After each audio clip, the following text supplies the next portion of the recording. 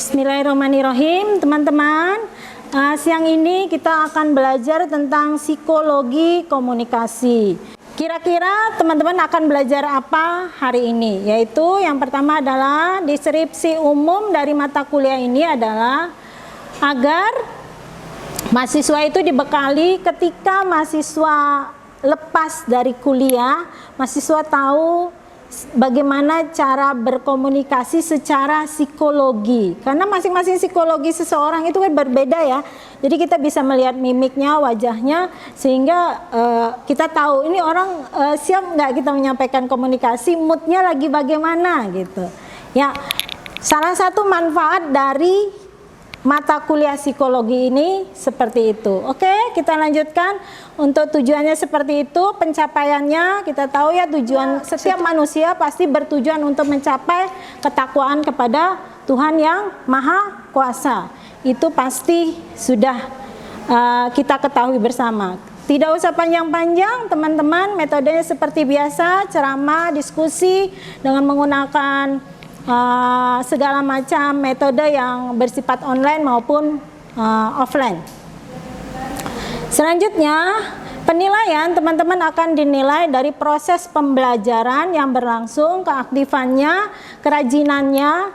Yang kedua, teman-teman akan dinilai dari individu. Jadi ada kerja kelompok dan kerja individu untuk penilaiannya. Dan selanjutnya ada UTS dan UAS. Oke, selanjutnya kita lihat materi apa yang teman-teman akan dapatkan selama 1 semester ini, atau kurang lebih 4 bulan kita ketemu ya. Yang pertama adalah bagaimana pengertian psikologi, psikologi sosial, dan psikologi komunikasi.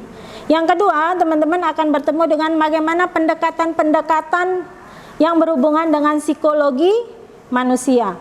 Yang ketiga, proses terjadinya psikologi komunikasi. Yang keempat, teman-teman akan bertemu dengan mengetahui apa saja media atau ragam dari yang bisa digunakan dalam berhubungan secara psikologi dengan manusia lain.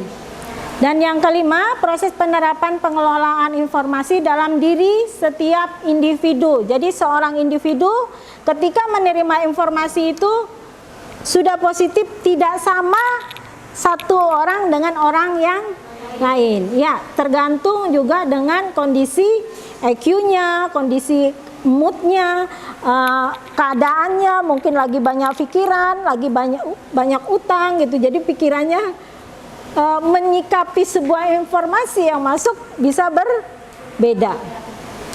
Dengan mempelajari ini, Ibu mengharapkan teman-teman nanti ketika terjun ke dunia kerja memahami itu dan bisa mempraktekkan.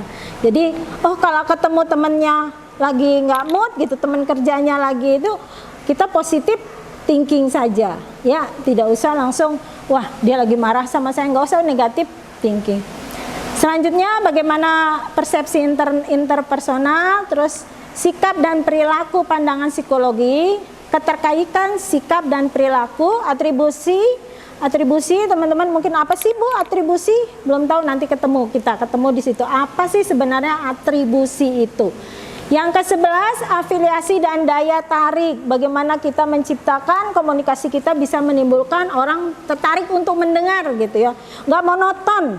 Ya, bagaimana gaya kita menyampaikan sebuah, karena teman-teman calon orang komunikasi, calon orang yang akan sering tampil di depan umum ya, teman-teman itu nanti mau jadi presenter, mau jadi wartawan ya, teman-teman yang akan tampil.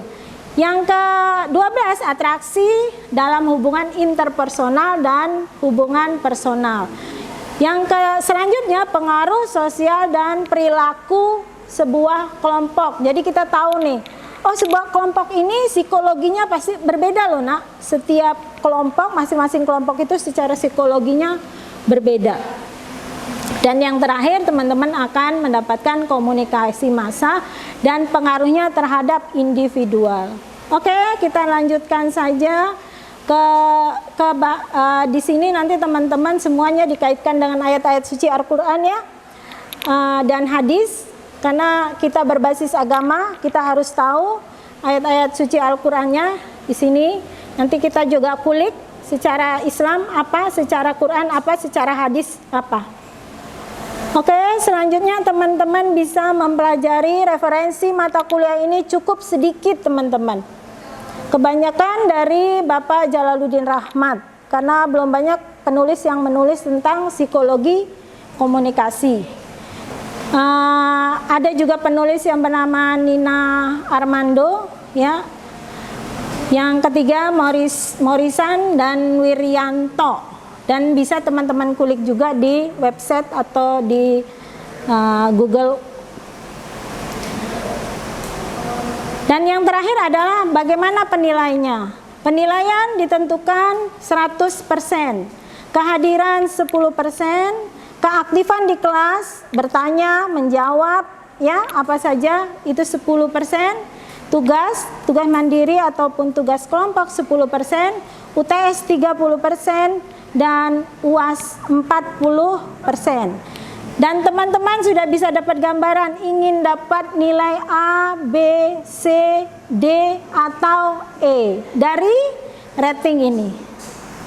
Teman-teman akan dapat A ketika nilai teman-teman setelah diakumulasi semuanya berkisar 80 sampai 100. Begitu selanjutnya. Kalau 70 sampai 79 B. Ya. Makanya teman-teman harus pertahankan juga di kehadiran nak. Maksimal 3 hari dalam 1 semester teman-teman boleh tidak hadir, tapi selebihnya harus hadir. Karena 10% ini bisa membuat yang dapat A menjadi B, yang dapat B menjadi C karena tidak hadir. Bahkan ketika teman-teman nilai kehadiran di bawah 75%, teman-teman harusnya sudah tidak bisa mengikuti UAS. Ya, rajin-rajin ketemu Bu Suci dalam kelas ini. Ada yang mau bertanya? Silahkan tentang RPS kita. Ada yang masih kurang jelas tentang RPS? Atau sudah cukup? Sudah? Oke, selanjutnya dan terakhir, silakan teman-teman bisa hubungi Ibu di nomor HP ini. Alamat email Ibu di sini, silakan, dan alamat rumah Ibu di sini. Silakan bisa teman-teman hubungi kalau perlu. Ya.